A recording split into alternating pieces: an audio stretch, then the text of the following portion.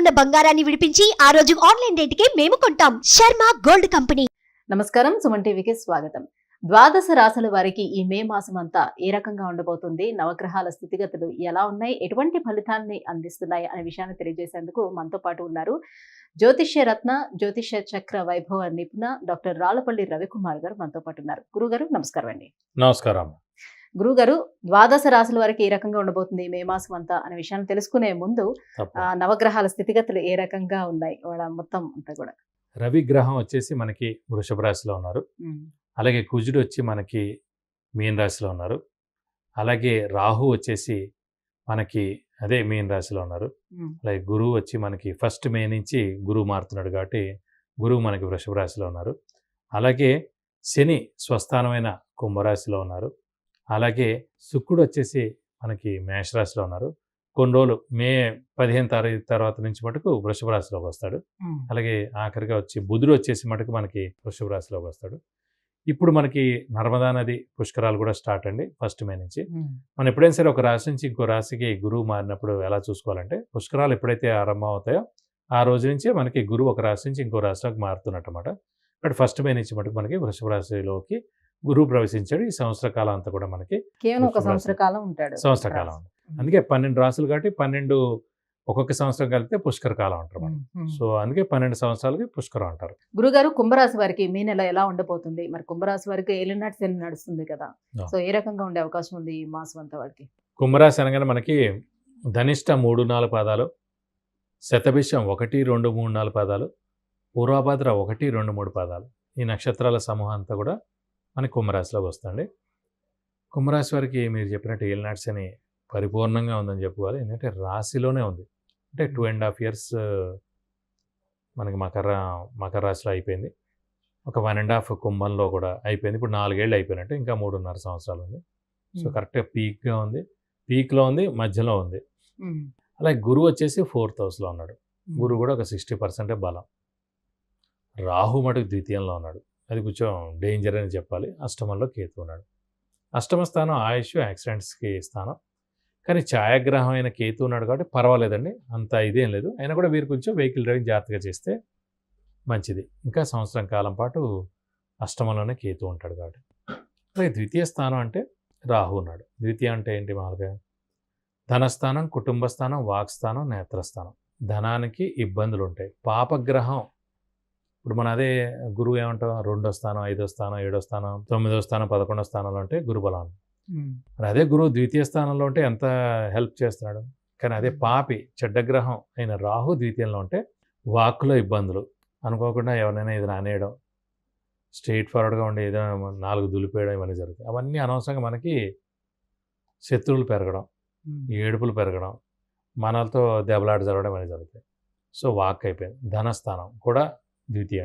ఆ ధనస్థానంలో రాహు ఉండడం చేత ధనానికి కూడా ఇబ్బందులు పెరగడం, అప్పులు పెరగడం, ఎవడో షూరిటీస్ పెట్టాం వాడు ఎగ్గొట్టేయడం, ఆ డబ్బంతా మనం కట్టాల్సి రావడం, అలాగే ఏదో అపనింద మన మీద పడడం, ఇలాంటివన్నీ జరుగుతుంటాయండి. అంటే ఒక ఏలినాటి శనే కాకుండా ఈ రాహు మలాని, కేతు మలాని 2 ప్రాబ్లమ్స్. కొన్ని దైవం కాపాడడానికి సిద్ధంగా ఉన్నాడు. ఇలాంటివి జరగకుండా ఉండాలంటే 4th హౌస్లో గురువు ఉండిపోయాడు.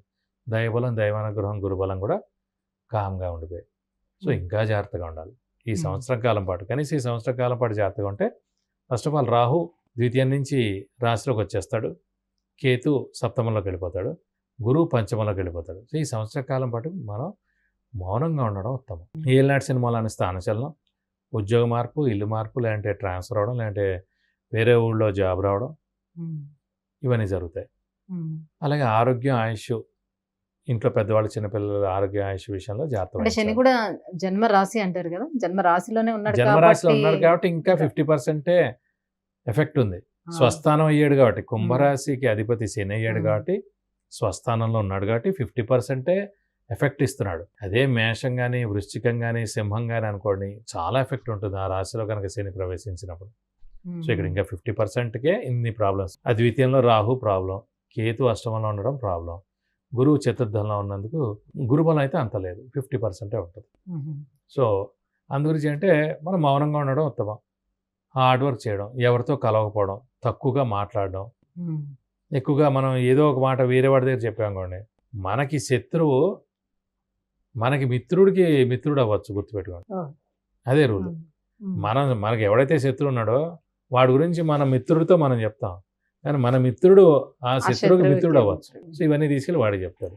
సో అలా ఇంకా దెబ్బలాట్లు పెరగడం, ఈ ఉన్న మిత్రుడితో కూడా మనకి దెబ్బలాట్లు పెరుగుతాయి. అందుకే మౌనంగా ఉండడం ఈ సంవత్సర కాలం ఉత్తమం. మరి విద్యార్థులకు ఎలా ఉండబోతుంది గురుగారు? విద్యార్థులకు మటుకు సువర్ణ అవకాశం. ఎందుకంటే విద్యార్థులకి విద్యాస్థానమే చతుర్థ స్థానం. విద్య అలాగే జ్ఞానం ఇవన్నీ కూడా కారకుడు గురువు. అలా విద్యాస్థానంలో గురువే ఉన్నాడు కాబట్టి విద్యార్థులకు పట్టిందల్లా బంగారం. మరి మంచి ర్యాంకులు, సీటు, మంచి యూనివర్సిటీ రావడం, అలాగే ఫారెన్ కూడా వెళ్ళి చదువుకోవచ్చు. వారికి మంచి సీట్ వస్తుంది, ర్యాంక్ వస్తుంది, అక్కడ చదువుకోవచ్చు కూడా. ఇక్కడ చదువుకోవచ్చు, ఇండియాలో కూడా చాలా బాగుంటుంది. విద్యార్థుల మటు పట్టిందల్లా బంగారం చెప్పుకోవచ్చు.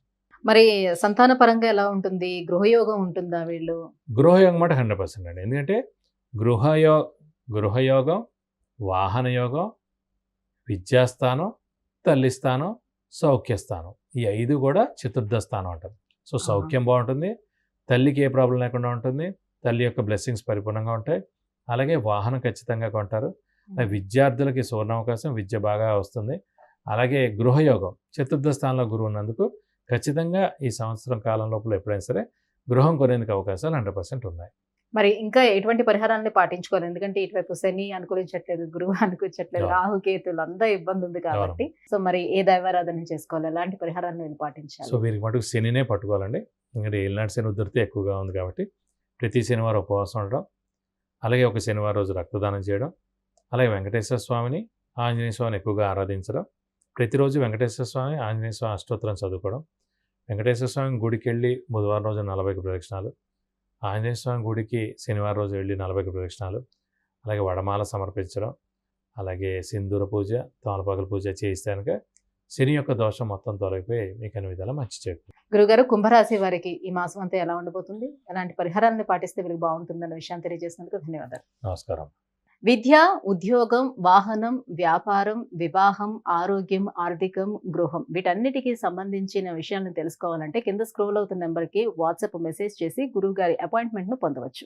సుమన్ టీవీలో మీ పర్సనల్ అండ్ బిజినెస్ ప్రమోషన్స్ కోసం కింది నెంబర్కి కాంటాక్ట్ చేయండి.